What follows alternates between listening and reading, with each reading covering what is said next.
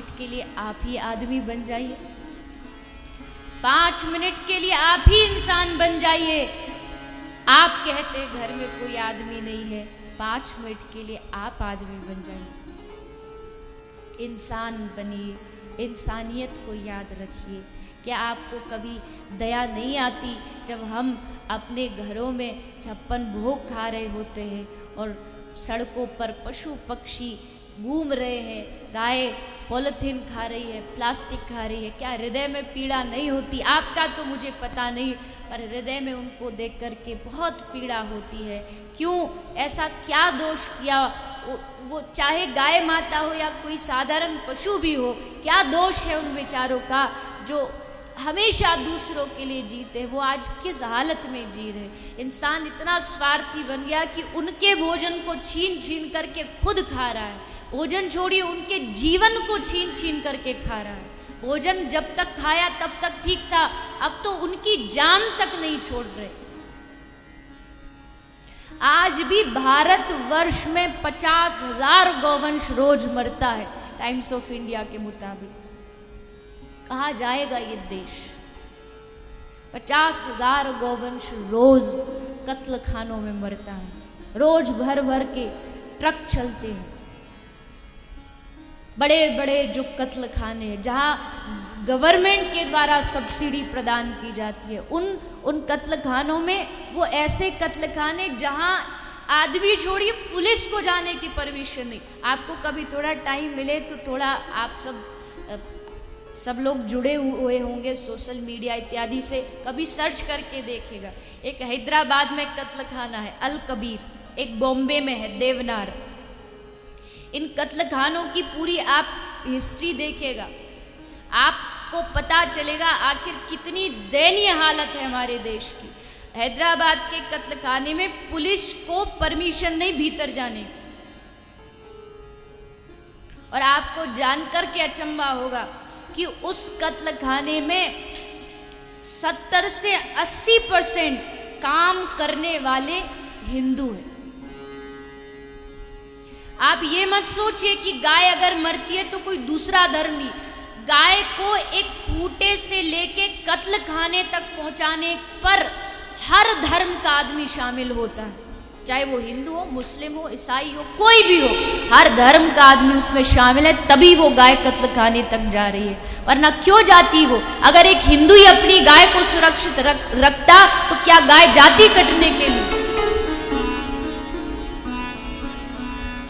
यहाँ धर्मों को बीच में मत लाइए, या धर्मों को आड़ मत बनाइए कि ये धर्म गाय को मार रहा है। नहीं, हर आदमी जिम्मेदार है गौ माता की हत्या का। क्या हम और आप लोग नहीं है? यहाँ कितने लोग अभी भी बैठे होंगे, भाई बैठे होंगे जो अपने कमर पर लेदर चमड़े की बेल्ट पहन के बैठे होंगे, जेब में उनके लेदर का पर्स रखा होगा। कितनी माताएं फैशन के लिए वो पर्स लेकर के लेदर के जूते, आप सब ये उपयोग करते हैं। आपको लगा हमने पैसा दिया खरीद लिया, पर इससे कितने पशु मरते हैं आपने कभी विचार किया? एक कोई भैया भी आए थे मिलने, उन्होंने कहा कि मैंने कहीं पढ़ा था कि गायों की या पशुओं की हत्या मांस से ज्यादा लेदर के लिए की जाती है, चमड़े के लिए की जाती है, और उस चमड़े को सब उपयोग करते हैं। वो कोई भी धर्म वाला हो, सब उपयोग करते हैं, और जो करता है वो कहीं ना कहीं किसी रूप में गौ हत्या में जिम्मेदार है। मेरी प्रार्थना है बच्चों को समझाए कि आप लेदर का सामान बंद कर दोगे तो क्या आपकी जीवन नहीं जी पाओगे? सब कुछ तो है, और उपाय हैं, उनका उपयोग करिए। क्यों किसी जानवर की खाल को, क्यों किसी की त्वचा को लेकर के आप अपना फैशन बढ़ा रहे हैं? क्यों किन्हीं पशुओं को अपने सुख के लिए मार रहे हैं? हम सब अधिकारी हैं, हम किसी दूसरे का नाम लेके पल्ला नहीं झाड़ सकते कि उसने गाय को मारा, हम तो एकदम सीधे। हम कितने लोग हैं भैया, आप ना करती हूँ ऐसी मेरी प्रार्थना है, पर जो करती हूँ मेरी प्रार्थना है आप घर में प्लास्टिक की पॉलिथीन में भोजन, फल, सब्जियां, गुठलियाँ सब ले लेके उनको कचरे स्थान पर फेंक देती है। आपको मालूम है उससे कितनी गाय मर रही है? आपको नहीं पता, आप तो बस डाल के वहाँ फेंक के आ गए। फिर वो गाय क्या करेगी? वो सूंघ करके वो भोजन को बहा जाएगी। अब इतनी तो सामर्थ्य नहीं कि पन्नी खोले और भोजन खा के पन्नी छोड़ दे। वो पन्नी के साथ साथ पॉलिथीन के साथ वो खाना खाती। 80 किलो तक प्लास्टिक हमारे हॉस्पिटल में गाय के पेट से निकला ऑपरेशन में। अब 70-80 किलो प्लास्टिक कोई अपने पेट में रखेगा तो सोचिए उसकी क्या हालत हो। हम भी अधिकारी हैं उसमें, हम ले लेके फेंक रहे हैं कचड़े को सड़कों पर, कांच की चीजें फेंक देते, लोया फेंक देते। हाँ, आप कुछ ऐसी व्यवस्था करिए कि भोजन अलग हो, कोई दूसरा वेस्ट अलग रखा जाए, जिससे कि गाय बच सके, जिससे कि गाय माता की रक्षा हो सके। कितनी शर्म की बात है कि आपने आज तक किसी भैंस को, बकरी को, ऊंट को सड़कों पर लावारिस नहीं देखा होगा। देखा हो तो बताइए, देखा है किसी को? भैंस हो, ऊंट हो, बकरी हो, किसी ने नहीं देखा। लेकिन जिस गाय की रोज जय जयकार करते, गौ माता की जय, गौ माता की जय, वो हर सड़क पर आपको लावारिस मिल जाएगी।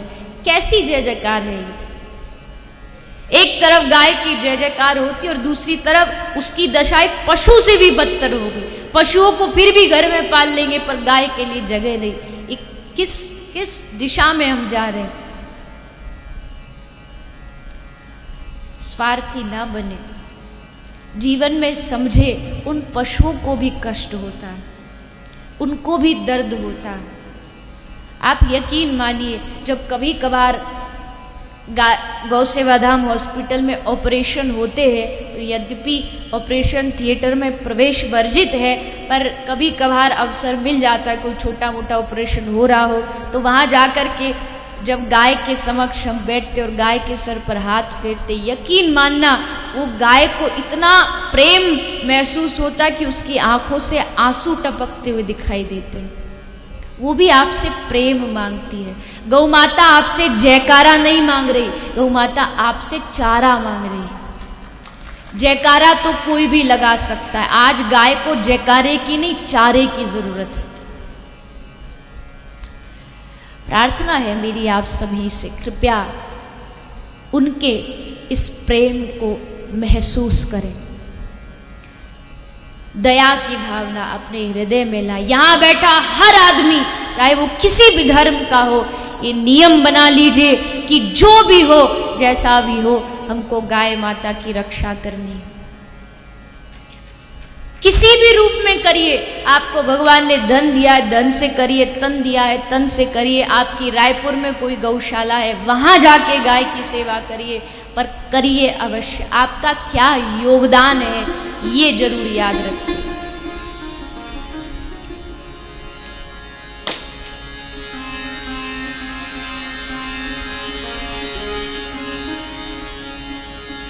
इंसान बनने की प्रक्रिया उसको हमें सीखना है। किसी को इन बातों में से कोई बात बुरी लगी हो तो क्षमा करिएगा। मेरा भाव किसी की भावना को, हृदय को ठेस पहुंचाना नहीं है, लेकिन मेरी एक आशा है कि आप सब इस कथा से थोड़ा सा गौ माता की महिमा को समझे और अपने घरों में गाय रखे, और घरों के साथ साथ अपने दिलों में गाय रखे। दिल में गाय आ गई तो घर में तो अपने आप आ जाएगी। आप खुद ही सोचिए, जो बड़ी बड़ी फैक्ट्रियां वाले हो, कई लोग कहते हैं हमारे घर में गाय के लिए जगह नहीं है, हम शहर में रहते हैं। लोगों के तो घर में फैक्ट्रियों के लिए भी जगह नहीं होती, लेकिन फैक्ट्री आप शहर से 10-20 किलोमीटर दूर जाके बनाते कि नहीं बनाते? जब वहां जाके आप अपनी फैक्ट्री बना सकते, तो क्या आप वहां दूर किसी व्यक्ति को रख करके 2-4 गाय नहीं रख सकते?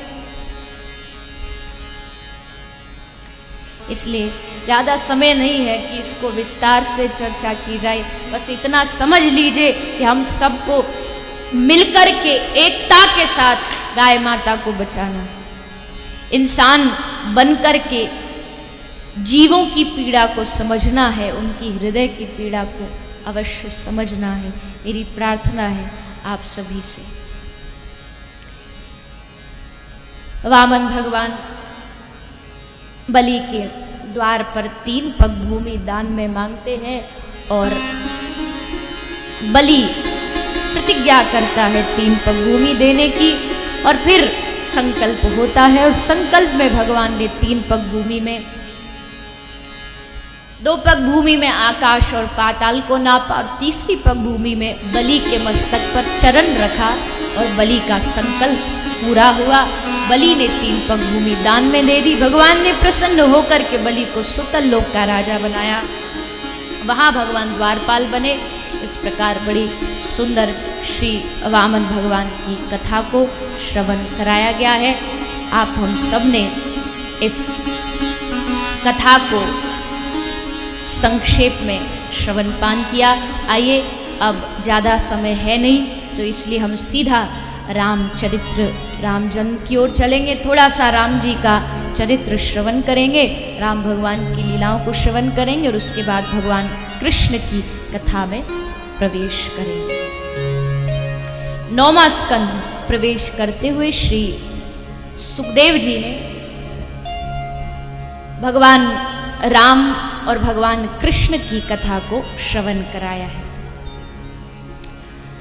भगवान श्री राम का प्रागट्य और भगवान कृष्ण का प्रागट्य दोनों ही आज आपके मध्य में होने वाले हैं। देखिए, राम और कृष्ण दोनों में यद्यपि कोई भेद नहीं है, दोनों राम और कृष्ण, राम कृष्ण दो एक है, अंतर नहीं निमेष, इनके नयन गंभीर हैं और इनके चपल विशेष।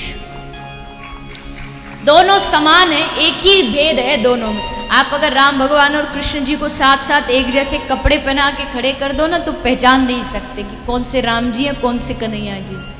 हाँ, एक ही चीज पहचान सकते हो, इनकी आंखों से। क्यों? बोले राम जी की आंखें एकदम धीर गंभीर, शीलता उनके अंदर समाई है, और ठाकुर जी की आंखों के देखोगे तो जिसकी आंख एक जगह टिके नहीं, समझ लेना ये ठाकुर जी हमारे। क्यों? बोले इनकी आंखें डगमग डगमग घूमती रहती हैं, कभी इस भक्त के पास कभी उस भक्त के पास, नैनों की हलन चलन इनकी चलती रहती है। कहते हैं नंददास जी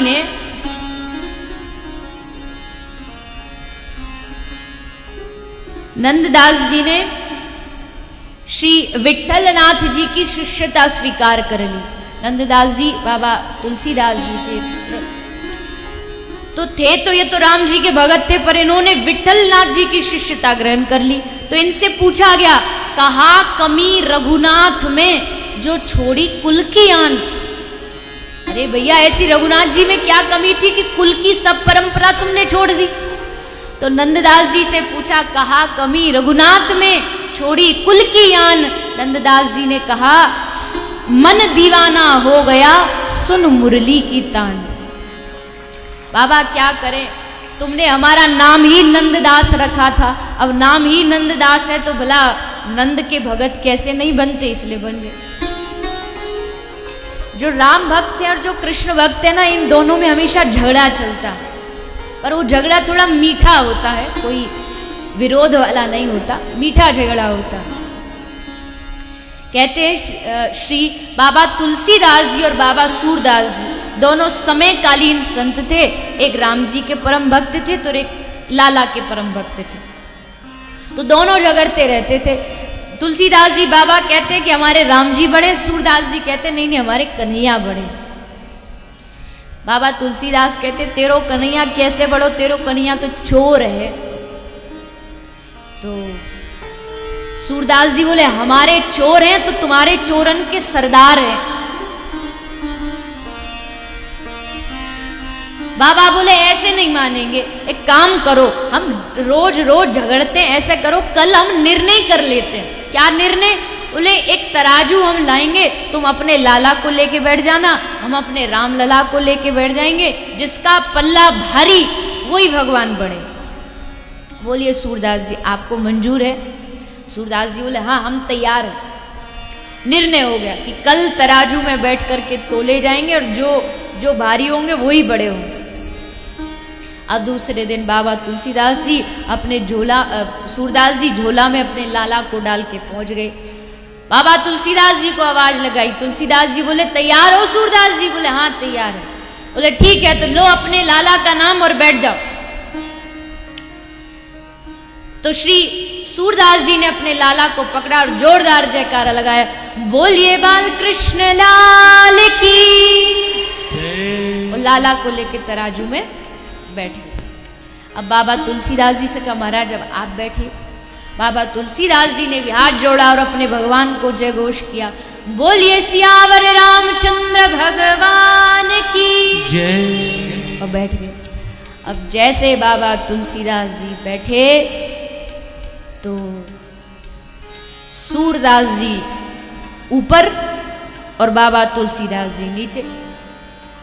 सूरदास जी बेचारे ऊपर लटके, मतलब पल्ला तो राम जी का भारी हो गया, इसका मतलब राम जी बड़े। बाबा तुलसीदास जी ने कहा देख लिया सूर, हम पहले ही कहते थे हमारे राम जी बड़े, अब छोड़ो इस चोर को, आ जाओ हमारे ठाकुर जी की शरण। सूरदास जी बेचारे मुंह लटकाए, बड़े हारे थके दुखी अपनी कुटिया में वापस लौट आए। पर आज मुंह फुला के बैठे, बोले आज इससे बात नहीं करूंगा, आज इस कन्हैया से बात नहीं करूंगा। भरी सभा में बेइज्जती करवा दी, आज मुंह ही नहीं देख रहे उनका। तो ठाकुर जी बाल रूप में उनके पास आए और आके बाबा सूरदास जी का मुख पकड़ के बोले, अरे ओ बाबा, बाबा कहाँ है गए हो, आज बड़े गुस्सा में दिखाई दे रहे हो। सूरदास जी बोले हम ते बात मत कर तू। क्यों बाबा कहाँ है गो? ले कहाँ है गो, हम ते पूछ लो कहाँ है गो। पूतना को मारने को तो तेने इतनो वजन बढ़ा लियो, तृणावृत को मारने को इतनो वजन बढ़ा लियो, आज जब इज्जत की सवाल ही तो इतनों से वजन और नहीं अपनो बढ़ा सके। हम भारी हो जाते तो तुम्हारो का बिगड़ जातो। तो ठाकुर जी बोले देखो बाबा आप तो वैसे ही गुस्सा कर रहे हो, गलती हमारी नहीं है, गलती आपकी थी। सूरदास जी बोले हाँ हाँ हमारी गलती थी कि हम तुम्हारा भजन करते। बाबा तुलसीदास बढ़िया ठीक कहते थे पहले से, वो तो हम ही नहीं माने, वो सही कहते थे बड़ा चोर है ये। ठाकुर जी बोले बाबा गुस्सा नहीं हो। अच्छा एक बात बताओ हमको, ये बताओ 3 ज्यादा होते हैं कि 2 ज्यादा होते हैं? सूरदास जी बोले ये भी कोई पूछने की बात है, 3 ही ज्यादा होते हैं। तो अच्छा 3 ज्यादा होते हैं? बोले हाँ। अच्छा तो ये बताइए जब आप पल्ला में बैठे थे तो आपने क्या कहा था? पल्ला में बैठे तो हमने कहा था बालकृष्ण लाल की जय। तो ठाकुर जी बोले अच्छा तो बता, एक मैं था और एक तुम थे, मैं भी कौन? बालकृष्ण रूप में, छोटे वाले रूप में। एक तरफ तो हम हो गए और जब तुलसी बाबा बैठे तो उन्होंने क्या कहा? बोले सियावर रामचंद्र की जय। एक सीता जी, एक राम जी और एक तुलसीदास जी। बताइए कितने हुए? अब बताइए किसका पल्ला भारी? अब एक तरफ 2 बैठेंगे, एक तरफ 3 बैठेंगे तो भारी तो 3 वाले ही होंगे ना। बाबा सूरदास बोले अच्छा तो ये बात है, अब कोई बात नहीं हम दोबारा जाएंगे। तुरंत ठाकुर जी को अपने झोला में डाला और फिर चल दिए और जाके कहते हैं तुलसीदास जी को, ओ बाबा देखो, अरे बाबा बहुत बड़ा धोखा हो गया, वापस आओ दोबारा तुलेंगे। तो तुलसीदास जी क्या बोले? तुलसीदास जी बोले तुझको जिसने सिखा पढ़ा के भेजा है ना, मैं उसको भी अच्छे से जानता हूं, तुझे भी अच्छे से जानता हूं। निर्णय एक बार होता है सो हो गया, अब नहीं तुलेंगे, अब तो हमारे राम जी ही बड़े हैं, अब एक बार जो हो गया सो हो गया। बेचारे सूरदास जी मुंह लटकाए जा रहे थे, तभी बाबा तुलसीदास दौड़ के आए और सूरदास जी को अपने गले से लगा लिया और कहा अरे भैया हम तो आनंद कर रहे थे, बाकी हमारे राम जी भी उतने ही बड़े हैं, आपके कन्हैया भी उतने बड़े हैं, दोनों में कोई भेद नहीं। तब बाबा सूरदास जी खुश हुए। इनके नयन गंभीर हैं, इनके चपल विशेष, ऐसे श्री रामचंद्र का प्रागट्य होता है। सूर्यवंश का वर्णन आया, दशरथ जी के घर भगवान का प्रागट्य किस प्रकार होता है। वशिष्ठ जी के पास श्री दशरथ जी पहुंचते हैं और प्रार्थना करते हैं, महाराज हमारे घर संतान की प्राप्ति हो ऐसा वरदान दीजिए। पुत्रेष्टि यज्ञ की तैयारी हुई, अग्नि भगवान ने चरु खीर प्रसाद दिया, तीनों माताओं ने प्रसाद पाया, तीनों माताएं गर्भवती हुई। धीरे धीरे समय बीता और तुलसीदास जी गा उठे, नौमी तिथि मधुमास पुनीता, नौमी तिथि मधुमास पुनीता, नौमी तिथि मधुमास पुनीता, नौमी तिथि मधुमास पुनीता, शुक्ल पक्ष अभिजित हरि प्रीता, शुक्ल पक्ष अभिजित हरि प्रीता, मध्य दिवस अति शीतल घामा, मध्य दिवस अति शीतल घामा, पावन काल लोक विश्रामा, पावन काल लोक विश्रामा, श्री राम जय राम जय जय राम, श्री राम जय राम जय जय राम, श्री राम जय राम जय जय राम, श्री राम जय राम जय नौमी तिथि मधुमास पुनीता, शुक्ल पक्ष अभिजित हरि प्रीता, मध्य दिवस अति शीतल घामा, पावन काल लोक विश्रामा। चैत्र का पावन महीना आया, नवमी तिथि आई, अभिजित मुहूर्त आया, न सुबह है न सांझ है न गर्मी है न सर्दी है, मध्याह्न का समय है। मध्याह्न के समय में कलकल छल छल करके सरयू बह रही है, तीनों माताओं के हृदय प्रसन्न हो गए, सुंदर सुंदर स्वप्न आने लगे। नौमी तिथि को मध्याह्न के दोपहर ठीक 12 बजे अयोध्या में दशरथ के आंगन में माँ कौशल्या के घर जगत पिता मर्यादा पुरुषोत्तम भगवान श्री रामचंद्र का प्रागट्य होता है। बोलिए श्री रामचंद्र भगवान की।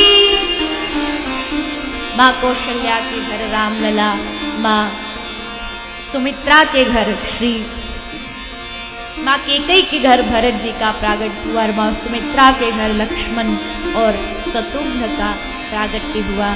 4 राजकुमारों की प्राप्ति एक साथ अयोध्या को हुई। सारी अयोध्या खुशी से प्रसन्नता से नाचने लगी। महाराज दशरथ ने, माँ कौशल्या की कई सुमित्रा ने खूब बधाई लुटाई है। श्री राम जी के उत्सव में सब सम्मिलित होकर के आनंद लेते हैं। हमारे पास इतना समय नहीं है कि राम जी के उत्सव को मनाते हुए फिर कृष्ण उत्सव में चलेंगे, इसलिए राम जी की कथा को संक्षेप में श्रवण करेंगे और फिर सीधा नंदोत्सव की ओर आप हम सब अग्रसर होंगे। उससे पूर्व आइए थोड़ी सूचना है वो श्रवण करेंगे, उसके बाद हम नंदोत्सव की ओर भी बढ़ेंगे। और एक और सूचना, आप सभी जितने भी समिति के सदस्य हैं, जो भी इस कार्य को संभाल रहे हैं, मेरी आप सभी से प्रार्थना है, आज संध्या को 7:30 बजे जहां हम रुके हैं पवन जिंदल जी के घर, आप सब एक बार वहां अवश्य पधारे और थोड़ी आगे की जो रूपरेखा है उसके बारे में कुछ चर्चा करते हुए आगे के जो 3 दिन के कार्यक्रम है उसका आप हम सब आगे कार्य करेंगे। तो 7:30 बजे तक आप वहां पधारे। आइए जो सूचना है थोड़ी उसको श्रवण करेंगे और उसके बाद आप हम सब नंदोत्सव की ओर बढ़ेंगे। दोनों हाथ उठा के जोरदार जयकारा लगाएंगे। बोलिए वृंदावन बिहारी लाल की। अभी 3 दिन तक तो ठीक रहा, लेकिन आज कृष्ण जन्म है और इतनी धीमी आवाज आपकी आ रही। सभी लोग दोनों हाथ उठाइए। और जोरदार जयकारा, आपके जयकारे की आवाज टेलीविजन के माध्यम से बांके बिहारी के चरणों तक पहुंचेगी। तो एक बार सभी लोग श्रद्धा और भाव के साथ बोलिए वृंदावन बिहारी लाल की। साइंस कॉलेज ग्राउंड और रायपुर छत्तीसगढ़ की ये पवित्र धरती आप जैसे सभी भक्तों का साथ और पूज्य देवी जी का पावन सानिध्य, श्रीमद् भागवत कथा के दर्शन और श्रवण करने का वो परम पुण्यफल और गौ सेवा धाम अस्पताल जो कि संचालित है और समर्पित है ब्रज वृंदावन की उन बीमार, असहाय, लाचार, घायल, जख्मी या वृद्ध गौवंश की पावन चिकित्सा सेवा में।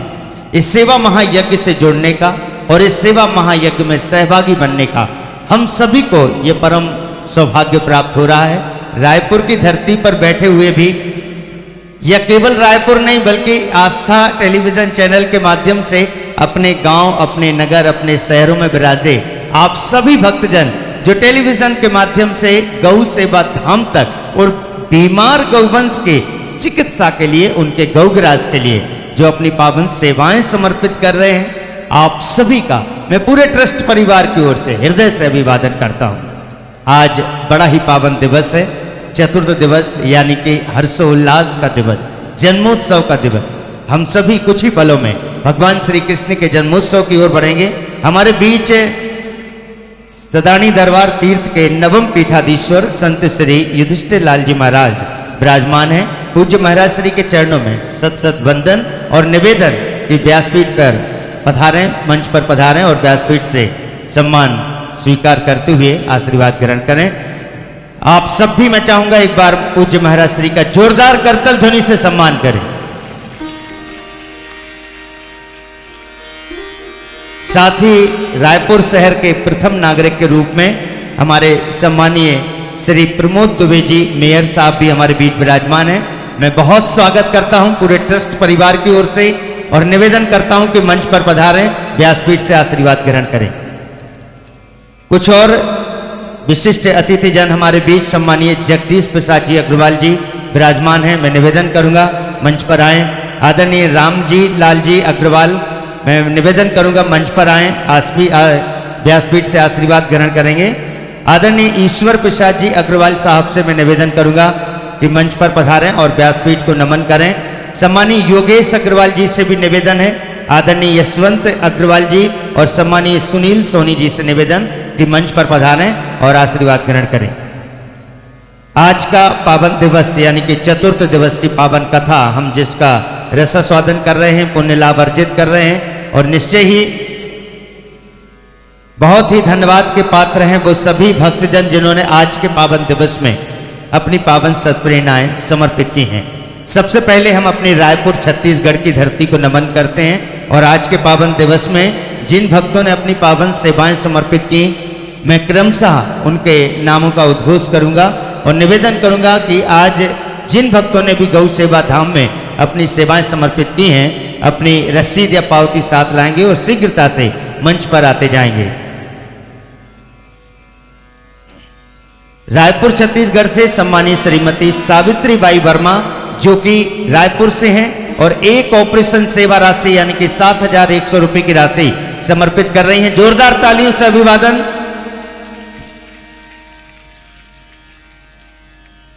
और मैं निवेदन करूंगा शीघ्र मंच पर आए श्रीमती रागनी साहू जो कि कोटा रायपुर से अपनी पावन राशि 5,100 रुपए की राशि समर्पित कर रही हैं। शीघ्र मंच पर आए, जोरदार तालियों से अभिवादन करें। आदरणीय आराध्य साईं गुप्ता जनता कॉलोनी रायपुर से जिन्होंने 5,101 रुपए की राशि समर्पित की है, शीघ्र मंच पर आएंगे। सम्मानीय मोहनलाल सैन साहब गुड़ीहारी रायपुर से जिन्होंने 5,001 रुपए की राशि समर्पित की, शीघ्र मंच पर आए। श्रीमती चंपेश्वरी अग्रवाल जी अपने पति स्वर्गीय श्री श्याम सुंदर अग्रवाल जी की पुण्य स्मृति में गौ सेवार्थ बनियापारा रायपुर से 5,100 रुपए की राशि समर्पित कर रहे हैं। शीघ्रता से माता जी से निवेदन है कि मंच पर आएं और व्यासपीठ को नमन करते हुए आशीर्वाद ग्रहण करें। सम्मानीय पुरुषोत्तम सिंह ठाकुर साहब रायपुर से 5,100 रुपए की राशि समर्पित की गई है, शीघ्र मंच पर आएं। आदरणीय वेद प्रकाश जी कमल देवी जो कि बाल फॉर सिटी से हैं और 11,000 रुपए की राशि यानी कि 1 ट्रॉली गौग्रास समर्पित कर रहे हैं। जोरदार तालियों से अभिवादन और निवेदन शीघ्र मंच पर आएंगे। आदरणीय अर्पिता महोबिया पुरानी बस्ती रायपुर से दवाई सहयोग। श्रीमती संतरा देवी बंसल समता कॉलोनी रायपुर से 11,000 रुपए की राशि यानी कि 1 ट्रॉली गौग्रास शीघ्र मंच पर आए। सम्मानित कृष्णलाल कन्हैया लाल जी मारुति लाइफ स्टाइल 5,000 रुपए की राशि शीघ्र मंच पर आएंगे। आदरणीय जेठामल राठी जी और पत्नी चंपा देवी जी से निवेदन है, जो कि लूनकरण राठी और पत्नी मोहिनी देवी जी से मैं निवेदन करूंगा कि रायपुर से जिन्होंने जीवन विहार कॉलोनी से 11,000 रुपए की राशि समर्पित की है, शीघ्र मंच पर आएं और आशीर्वाद ग्रहण करें। कुमारी मौली वर्मा जी जो कि अपने 9वें जन्मदिन के उपलक्ष्य में बीमार गौ माताओं की सेवार्थ मोहना बाजार से रायपुर से दवाई सहयोग समर्पित कर रही हैं, शीघ्र मंच पर आके आशीर्वाद ग्रहण करें। गुप्तदान के रूप में गोविंदपुर से कांकेड़ से 5,100 रुपए की राशि। तो एक बार अपनी रायपुर की धरती के लिए सभी लोग दोनों हाथ उठा के जोरदार करतल ध्वनि से अभिवादन करें उन सभी भक्तों का जिन्होंने आज चतुर्थ दिवस के पावन अवसर पर रायपुर की धरती से गौ सेवा धाम तक अपनी पावन सेवाएं समर्पित की हैं। आपको लगातार सूचनाएं दी जा रही हैं, आपको आमंत्रित भी किया जा रहा है और निवेदन भी किया जा रहा है। 22 अप्रैल से 28 अप्रैल 2017 गौ महामहोत्सव गौ सेवा धाम अस्पताल की पवित्र धरती पर उसी पवित्र पावन प्रांगण में हम सभी मनाने जा रहे हैं, जिसमें आप सभी सादर आमंत्रित हैं। 22 अप्रैल से 28 अप्रैल और साथ ही 28 अप्रैल को गौ माता का उन बीमार गौवंश का गौ महाभोज एक बहुत बड़ा भंडारा आयोजित किया गया है। गौ सेवा धाम में उन सभी बीमार गौवंश के लिए और भी कई गौवंश के लिए महाभोज का आयोजन किया गया है, जिसमें सभी गौवंश के लिए विभिन्न प्रकार के व्यंजन जो गौवंश के लिए दिए जाते हैं, कई प्रकार के पौष्टिक आहार जो गौवंश को समर्पित किए जाएंगे। और आप सभी से भी निवेदन है, जो जहां से इस पावन कथा का रसास्वादन कर रहे हैं या मुझे श्रवण कर रहे हैं, आप सभी से भी मैं निवेदन करूंगा, आप सब भी अपने अपने गांव, नगर, शहर में, अपने आसपास गौशाला में या जहां भी गौ माता हो, 28 अप्रैल को गौ माता का ये गौ महाभोज के नाम से हम सभी 28 अप्रैल तारीख याद रखिएगा, सभी गौवंश के पास पहुंचे, गौ माता के पास पहुंचे और जितना भी अच्छे से अच्छा, बढ़िया से बढ़िया, जितनी अधिक सेवा आपसे बन सकती है आप गौवंश की करें, ताकि 28 अप्रैल को हम एक पूरे देश में, पूरे भारतवर्ष में एक बहुत विशाल रूप में, भव्य रूप में गौ महाभोज का आयोजन कर सकें। गौ सेवा धाम में भी 28 अप्रैल के दिन सुबह से ही गौ माता के लिए, उन बीमार गौ माता के लिए गौ महाभोज का आयोजन किया जाएगा। आप सभी श्री जो भी गौ सेवा धाम के इस गौ महाभोज से जुड़ना चाहें, इस गौ महाभोज में अपनी पावन सेवाएं समर्पित करना चाहें, तो आप अपने परिवार के निमित्त इस गौ महाभोज में अपनी पावन सेवाएं समर्पित कर सकते हैं, मात्र 11,000 रुपए की राशि के साथ। मात्र 11,000 रुपए की राशि समर्पित करते हुए आप अपने परिवार के निमित्त इस गौ महाभोज में सम्मिलित हो सकते हैं। आप चाहें तो गौ सेवा धाम पधार कर अपने हाथों से उन बीमार गौवंश को वो व्यंजन समर्पित कर सकते हैं, गौग्रास समर्पित कर सकते हैं, गौ आहार समर्पित कर सकते हैं। आप सभी से निवेदन, जो जहां से मुझे सुन रहे हैं, 28 अप्रैल को आप सभी गौ महाभोज के रूप में आसपास अपने गांव, नगर, शहर में गौवंश के यहाँ या गौशाला में जाएं और गौ माताओं के लिए गौ महाभोज के नाम से भोजन कराएं, उन्हें गौग्रास समर्पित करें। आज चतुर्थ दिवस के पावन अवसर पर आस्था टेलीविजन चैनल से जुड़ते हुए सम्मानीय मैं पवन जिंदल जी को, जो कि ट्रस्ट के स्थायी मेंबर भी बने हैं, मैं बहुत बधाई देना चाहूँगा। सबसे पहले तो ट्रस्ट के मेंबर बनने के लिए पूरे ट्रस्ट परिवार की ओर से आपको बहुत बहुत साधुवाद, बहुत बहुत धन्यवाद सम्मानीय पवन जिंदल जी। आप सब भी जोरदार तालियों से सम्मान करें जिंदल परिवार का। और मैं निवेदन करूंगा कि मंच पर आकर आशीर्वाद ग्रहण करें सम्मानीय जिंदल जी, जिनके घर पे पूज्य देवी जी रुकी हैं, बहुत सेवा कर रहे हैं, बहुत अच्छे भाव से सेवा कर रहे हैं, मैं बहुत सम्मान करता हूं। साथ ही श्रीमती कांता सिंघानिया जी, श्रीमती संगीता अग्रवाल, जो कि सदस्य हैं समाज कल्याण बोर्ड से छत्तीसगढ़ से, मैं उनसे भी निवेदन करूंगा कि मंच पर आए, व्यासपीठ से आशीर्वाद ग्रहण करें। आस्था टेलीविजन चैनल से जुड़ते हुए आज के पावन दिवस में जिन भक्तों ने अपनी पावन सेवाएं समर्पित की, सम्मानीय अनिका साह जी एक ऑपरेशन सेवा राशि 7,100 रुपये, आदरणीय रीना जौहरी जी और रजनी जौहरी जी इलाहाबाद से 6,200 रुपये की राशि समर्पित कर रही हैं। आदरणीय रत्ना रानी जी देवनाथ त्रिपुरा से 5,100 रुपये, सम्मानीय निखिल चंद्र जी बंगाल से 5,100 रुपये की राशि, आदरणीय सीताराम जी अहमदाबाद से 15,000 रुपये की राशि, सम्मानीय अश्विनी कुमार पालमपुर से 5,100 रुपये की राशि समर्पित कर रहे हैं। आदरणीय GS मलराठी साहब जो कि लुनकरण से रायपुर से 11,000 रुपये की राशि यानी कि एक ट्रॉली गौग्रास समर्पित कर रहे हैं। आदरणीय निर्मला साहू रायपुर छत्तीसगढ़ से 5,100 रुपये, सम्मानीय सुभद्रा जी दिल्ली से 11,000 रुपये यानी कि एक ट्रॉली गौग्रास, सम्मानीय जगत नारायण शर्मा जी बराइच से 5,000 रुपये, सम्मानीय सुमन पारासर जी अंबाला से 25,000 रुपये की राशि, जोरदार तालियों से सम्मान। आदरणीय इंद्रजीत अरोड़ा जी भरतपुर से 5,100 रुपये की राशि समर्पित कर रहे हैं। आज चतुर्थ दिवस के पावन अवसर पर अपने परिवार के पावन प्रसंगों को जन्मदिन या शादी की सालगिरह मनाते हुए या पूर्वजों की पावन स्मृति में अपने बच्चों या प्रियजन परिवारजन के नाम से जिन्होंने भी अपनी पावन सेवाएं समर्पित की हैं, आप सभी का हृदय से अभिवादन। आप सभी इसी तरह गौ सेवा धाम के पावन प्रकल्पों से जुड़ते हुए गौ सेवा का परम पुण्य फल अर्जित करें।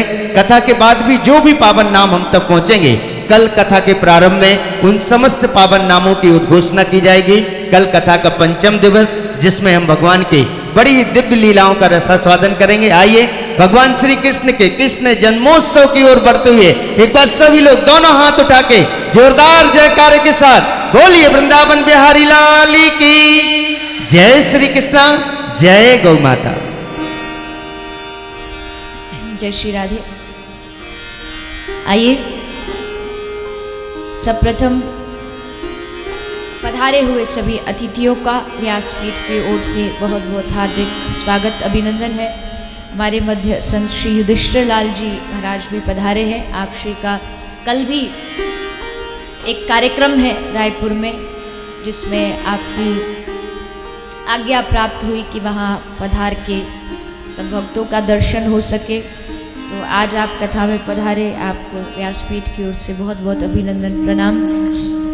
साथ ही महापौर जी भी यहाँ पर उपस्थित हैं रायपुर से, और सभी अतिथिगण सभी को व्यासपीठ से बहुत बहुत हार्दिक अभिनंदन। आइए, जैसा सूचना आपको प्राप्त कराई गई और आज ही ये विचार आप सब तक पहुँचाया गया कि आप हम सब 28 अप्रैल को गौ माता के लिए एक महाभोज का आयोजन कर रहे हैं। 22 से 28 अप्रैल तक कथा है, आप सब जानते हैं। और उसी विश्राम दिन वहाँ एक बहुत सुंदर गौ माताओं का भंडारा रखा जा रहा है। जिस प्रकार इंसानों का, मनुष्यों का भोज होता है, वैसे गौ माता का भोज वहाँ पर किया जाएगा। तो आप सब उससे जुड़े, आप सबके पास समय हो तो वहाँ अवश्य पधारें। जो वहाँ आ सकते हैं वहाँ आके करें, अन्यथा जो जिस शहर जिस गांव में रहते हैं, आप रायपुर में हैं, रायपुर में कोई गौशाला है वहाँ जाइए और जितनी आपकी सामर्थ्य है गौ माताओं को भोजन, उनका भंडारा। हम चाहते हैं कि उस दिन पूरे भारतवर्ष में हर शहर में, हर नगर में और हर गौशालाओं में गौ माताओं का भोज रखा जाए, गौ माताओं का भंडारा रखा जाए। तो इसके बारे में और समय समय पर हम चर्चा करते रहेंगे, आपको बताते रहेंगे। और साथ ही आज गौ सेवा धाम परिवार से जो जुड़े हैं हमारे पवन जिंदल जी, जिनका पूरा परिवार बड़े ही भाव और श्रद्धा को लेकर के इस कथा से जुड़ा है, तो उनके पूरे परिवार को भी व्यासपीठ की ओर से मेरा बहुत बहुत अभिनंदन है कि आप श्री इस परिवार से गौ माताओं से जुड़े हैं। आइए, अब ज़्यादा समय नहीं शेष बचा तो संक्षेप में श्रवण करेंगे और नंदोत्सव का आनंद लेंगे। भगवान श्री कृष्ण के प्रागट्य की कथा सुखदेव जी श्रवण कराते हैं। यदा यदा ही धर्मस्य ग्लानिर्भवति भारत, जब जब धर्म की हानि होती है तब प्रभु आते हैं। और ऐसा ही हुआ, धर्म क्षीण हुआ, कंस ने पाप का बोझ इतना बढ़ा दिया पृथ्वी पर कि माँ पृथ्वी सहन नहीं कर पाई, भगवान की शरण में गई और भगवान ने उनको सांत्वना दी कि जल्द ही वसुदेव देवकी के घर में अवतार लेने जा रहा। वसुदेव देवकी का विवाह हुआ और आकाशवाणी हुई, देवकी का 8वां गर्भ कंस तेरा काल होगा। कंस को वसुदेव जी समझाते हैं कि तुम देवकी को छोड़ दो और देवकी से जो भी संतान होगी हम लाके तुम्हें सौंप देंगे, आगे जो तुम्हारा इच्छा करे तुम करना, पर आज देवकी को छोड़ दो। माँ देवकी को कंस ने छोड़ दिया, प्रथम पुत्र का जन्म हुआ। कंस ने बालक को वापस भेज दिया, किंतु नारद जी के कहने पर पुनः बालक को बुलाया गया, उसकी मृत्यु हुई। देवकी के 6 पुत्रों का कंस ने वध किया। 7वां पुत्र माँ रोहिणी के गर्भ से श्री बलराम जी प्रकट हुए। देवकी के ही 7वें पुत्र माँ रोहिणी के गर्भ से बलराम जी के रूप में प्रकट हुए हैं। और फिर बारी आती है 8वें की, यानी हमारे ब्रज के रसगुल्ला की। कन्हैया कौन है? कन्हैया ब्रज का रसगुल्ला है। इतना मीठा है, इतना मीठा है कि एक बार जिसके जीवन में प्रवेश कर जाए तो रस चाशनी से घोल देते हैं, उसका जीवन रस से घोल देते हैं। वास्तविकता में आप मानो न मानो और देवताओं को मन देना पड़ता है, पर कृष्ण को मन देना नहीं पड़ता। कृष्ण सबके मन को खींच लेता है, छीन लेता है, इसलिए उसका नाम कृष्ण है। कर्ष्यति इति कृष्ण, जो सबके चित्त को खींचना जानता हो उसका नाम कृष्ण है। आज भगवान हमारे मध्य अवतार लेने जा रहे हैं, इसलिए प्रभु के उस उत्सव में सम्मिलित होते हुए सब देवताओं ने माँ देवकी के गर्भ की स्तुति की, भगवान की स्तुति की। प्रभु पधारिए, ताप बढ़ रहा है।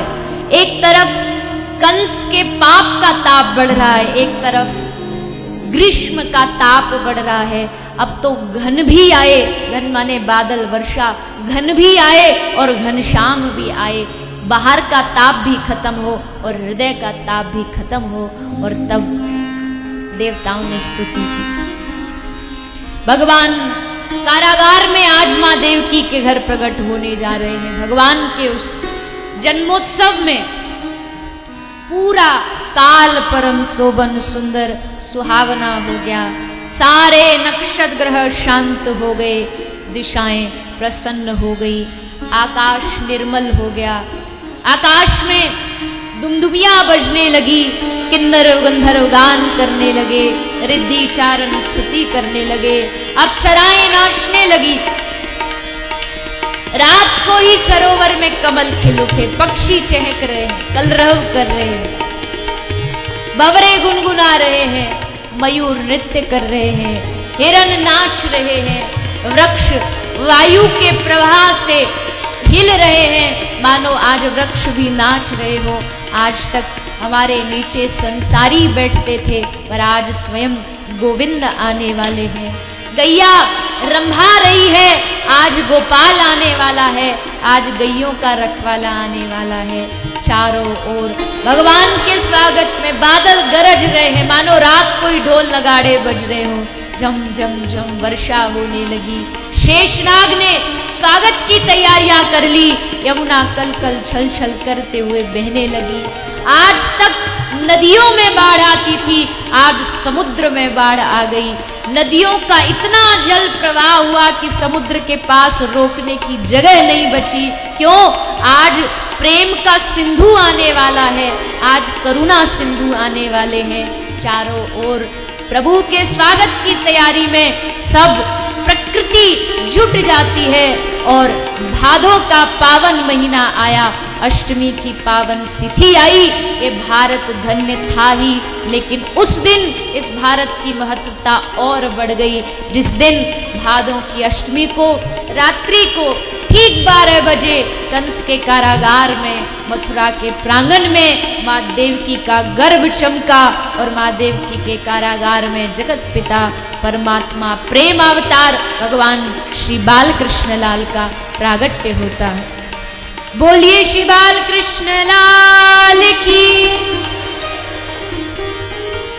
चारों ओर कारागार चमक उठा। चार हाथ चार भुजाएं शंख चक्र पदा गदा लेके प्रभु प्रकट हुए हैं। माँ देवकी कहती है, अरे प्रभु हम तो बोले थे आप हमारे बालक बन के आना, पर आप तो बालक नहीं, आप तो सबके बाप बन के आए। वो क्या कहेगा, देवकी ने चार हाथ वाले छोरा को जन्म दियो। तो प्रभु ऐसे नहीं, ये रूप तो सब देखते हैं, हमको तो आपको वो रूप देखना है। कौन सा? बोले हमको तो वो मैया जो होती है वो बालक से जितना रीझती है, बचपन में जब छोटा सा वो नन्हा सा बालक हो, प्रभु हम तो आपका वो बाल रूप का दर्शन करना चाहते हैं। मैया की आज्ञा प्राप्त करके भगवान छोटे से नन्हे से नीलमणि के समान चमकते हुए बालक बन गए। टोकरी में श्री वसुदेव जी ने भगवान को बिठाया और हाथों की हथकड़ियाँ खुल गई, पैरों की बेड़ियाँ खुल गई और भगवान के सब कंस के जितने द्वारपाल थे सब सो गए। दरवाज़ा खुला, वसुदेव जी भगवान को लेकर के गोकुल की ओर चल पड़े। गोकुल की ओर जा रहे हैं और उस गोकुल की ओर चलते हुए शेषनाग ने आकर के भगवान के ऊपर छत्र छाया की है और उस छत्र छाया में बैठ करके भगवान कृष्ण यमुना नदी को पार करते हैं। यमुना जी भगवान कृष्ण के चरणों का प्रक्षालन करती है। माँ यमुना प्रभु के चरण धोती है। टोकरी में बिठा के वसुदेव जी लाला को लेकर के गोकुल पहुँचे।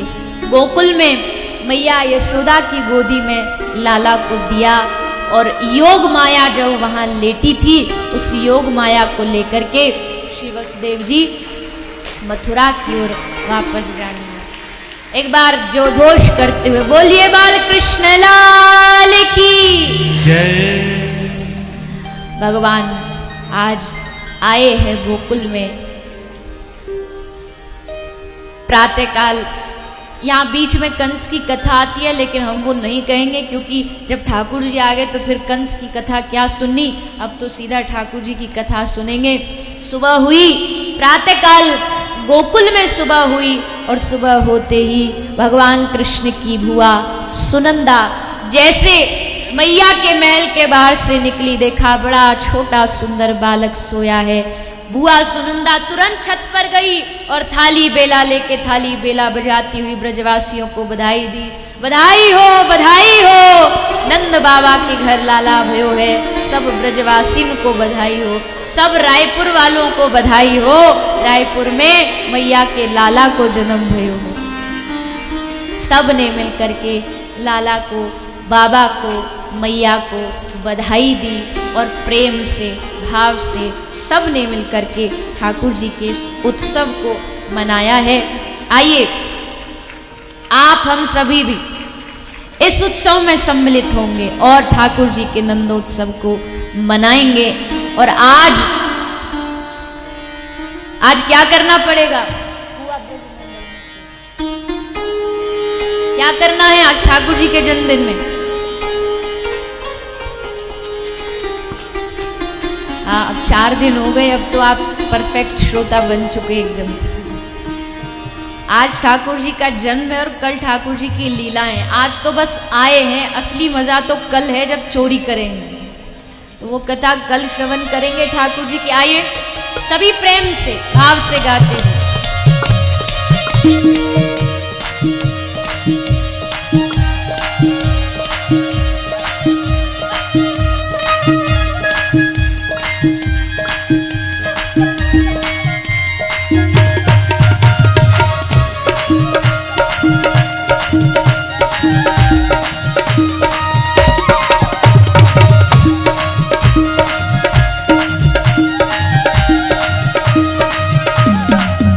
हुआ ब्रज मंडल में शोर,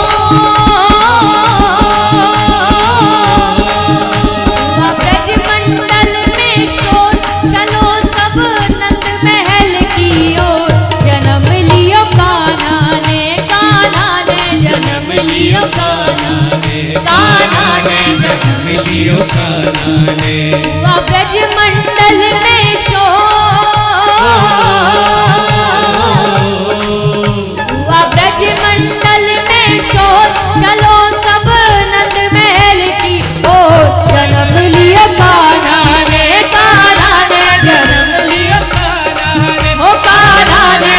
जन्म लियो कान्हा ने।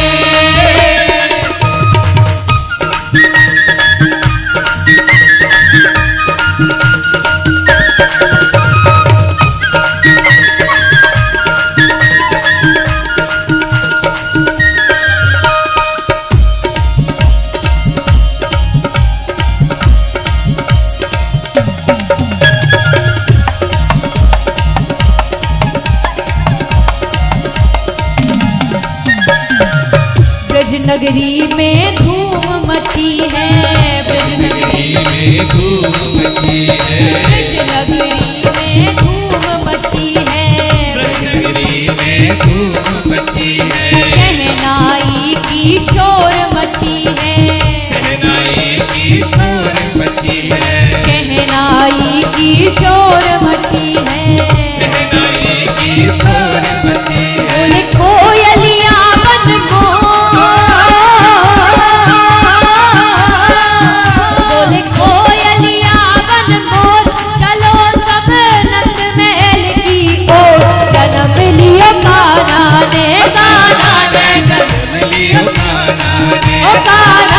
जन्म लियो कान्हा ने, ओ कान्हा ने जन्म लियो कान्हा ने।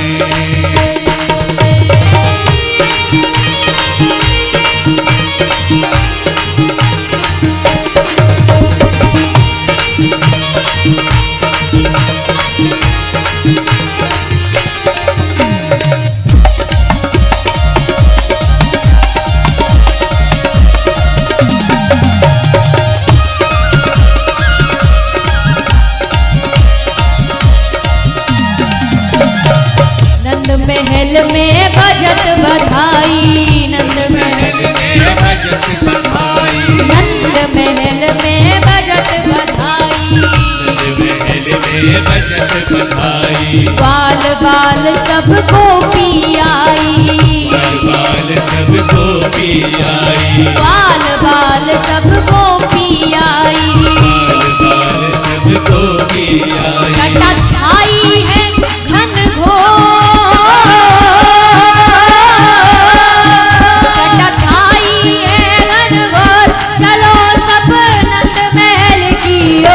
जन्म लियो कान्हा ने, कान्हा ने जन्म लियो कान्हा ने, ओ कान्हा ने जन्म लियो कान्हा ने, कान्हा ने जन्म लियो कान्हा ने। हाथ उठा के सभी प्रेम से ताली बजाते हैं।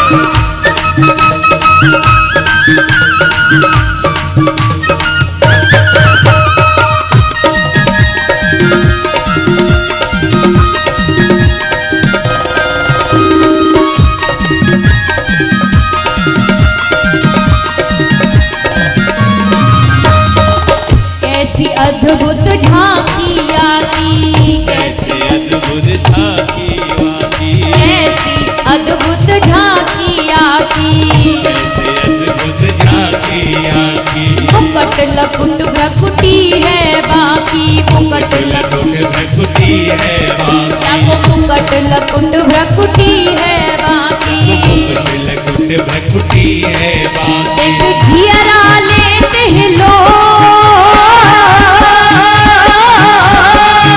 देख जियरा लेते हैं लोग, चलो सब नंद महल की ओर।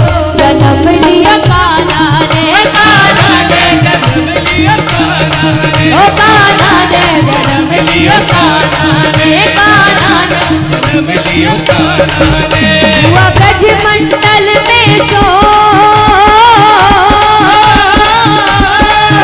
हुआ ब्रज मंडल में शोर, चलो सब नंद महल की ओर। जन्म लियो कान्हा ने, ओ कान्हा ने जन्म लियो कान्हा ने, कान्हा ने जन्म लियो कान्हा ने।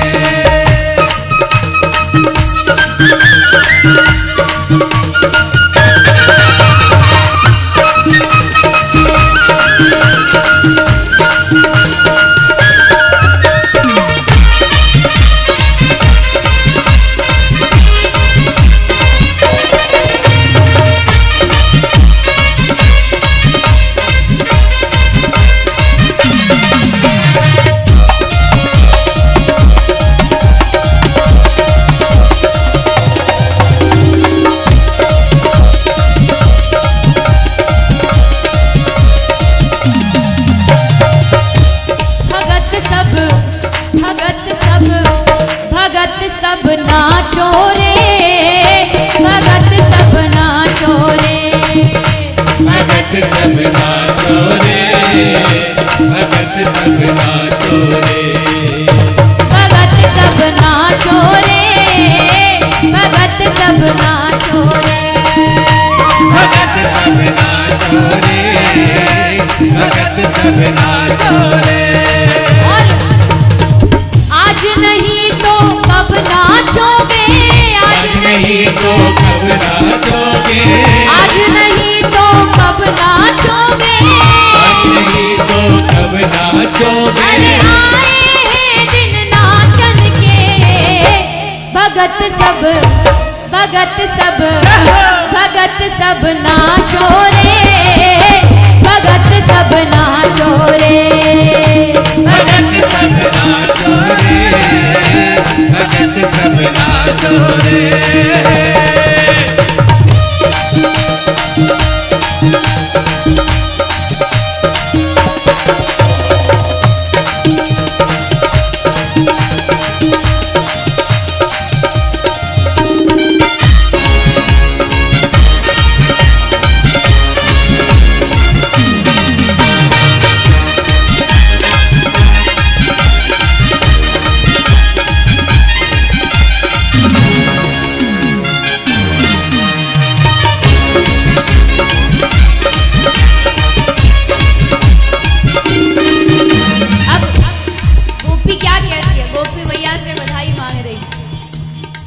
लल्ला की सुन के मैं आई, यशोदा मैया दे दो बधाई, लल्ला की सुन के मैं आई, यशोदा मैया दे दो बधाई।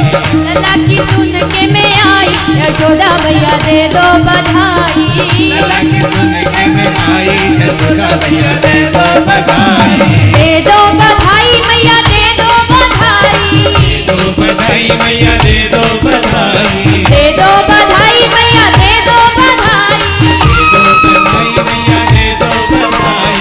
लल्ला की सुन के मैं आई, यशोदा मैया दे दो बधाई, लल्ला की सुन के मैं आई, यशोदा मैया दे दो बधाई। लाला जन्म सुन आई, यशोदा मैया दे दो बधाई, लाला जन्म